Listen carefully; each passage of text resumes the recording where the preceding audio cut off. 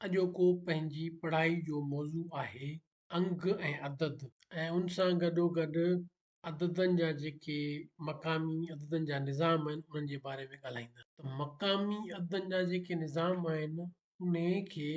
अंग्रेज़ी ॿोली में चइबो आहे पोज़ीशनल न्यूमरल सिस्टम्स। यानी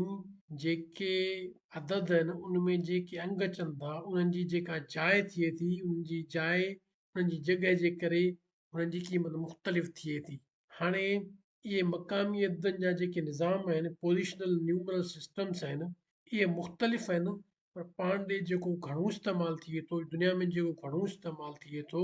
उहो 10 बुनियाद वारो सिस्टम आहे जंहिंखे डेसिमल सिस्टम चइबो आहे ऐं इहो 10 अंगनि ते मुश्तमिल हूंदो आहे। ॿुड़ी हिकु ॿ टे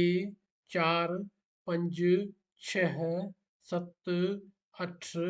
नव तव्हां जेके बि इन मां अदद ठहंदा आहिनि उहे इन्हनि 10 अंगनि मां ठहंदा आहिनि। अहिड़ी तरह सां ॿियो आहे बाइनरी सिस्टम जेको जंहिंमें ॿ अंग हूंदा आहिनि हिकु 0 ऐं हिकु जंहिंखे बाइनरी सिस्टम सॾिबो आहे ऐं क्विनरी सिस्टम जेको आहे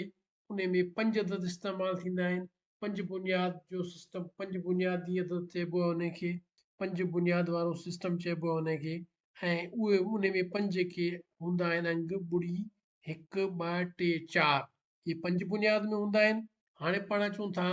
डेसिमल सिस्टम ते। हाणे डेसिमल सिस्टम में ॿुड़ी खां वठी अंग शुरू थींदा आहिनि ऐं हर 10 खां पोइ वरी उहे उन्हनि जी जॻह तब्दील थींदी आहे उन में वरी हिकिड़ो इज़ाफ़ो थींदो आहे ईअं ई अदद ठहंदा वेंदा आहिनि। हाणे अदद खे अंग्रेज़ी में चइबो आहे नंबर्स अददनि खे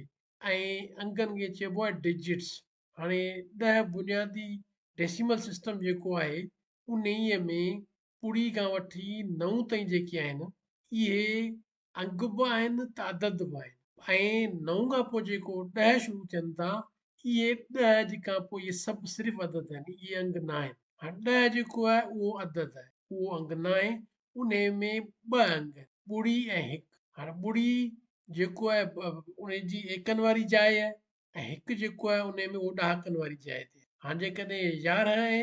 इहो हिकिड़ो अदद आहे इहो हिकिड़ो नंबर आहे त उन में जेको पहिरियों हिकु आहे उहो एकनि वारी जाइ ते आहे उते हुनजी क़ीमत हिकु आहे पर जेको ॿियो हिकु आहे उहो ॾहाकनि वारी जाइ ते आहे त उते जेको हिकु आहे उहो हिकु मां मुराद हिकु ॾहो आहे हुते हुनजी उन हिक जी क़ीमत 10 आहे। ऐं जेकॾहिं पाण साॻे नमूने 15 खे खणूं था उते जेको 5 जो जेको अंग आहे उन जी क़ीमत 5 आहे एकनि वारी जाइ ते आहे ऐं जेको हिकु आहे उन जी क़ीमत 10 आहे उहो हिकिड़ो ॾहाको आहे हिकु आहे पर 10 आहे। हाणे अॻिते हली जॾहिं 99 खां अदद मथे ईंदो 100 में ईंदासूं हाणे 135 जेकॾहिं हिकिड़ो अदद आहे त 5 जेको आहे इहो डिजिट आहे टे बि डिजिट आहे हिकु बि डिजिट आहे। इहे जेके आहिनि से अंग आहिनि। जेकॾहिं पाण नोटनि जी शिकिल वठूं त 5 जेके आहिनि इहे सिका रुपए वारा आहिनि ऐं 3 जो जेको अदद आहे ॾहाका आहिनि उन 3 सम्झो 10 वारा नोट आहिनि ऐं हिकु जेको आहे जेको खाॿे पासे 3 नंबर ते अचे थो इहो हिकु 100 जे बराबरि आहे। ऐं वधीक तफ़सील पाण मक़ामी अददनि जे निज़ाम में डेसिमल सिस्टम जेको आहे इन ते तफ़सील वधीक पढ़ंदासूं। बुनियादी तौरु तारुफ़ी तौरु बाइनरी सिस्टम ऐं जेको क्विनरी सिस्टम खे ॾिसंदासूं इन करे जो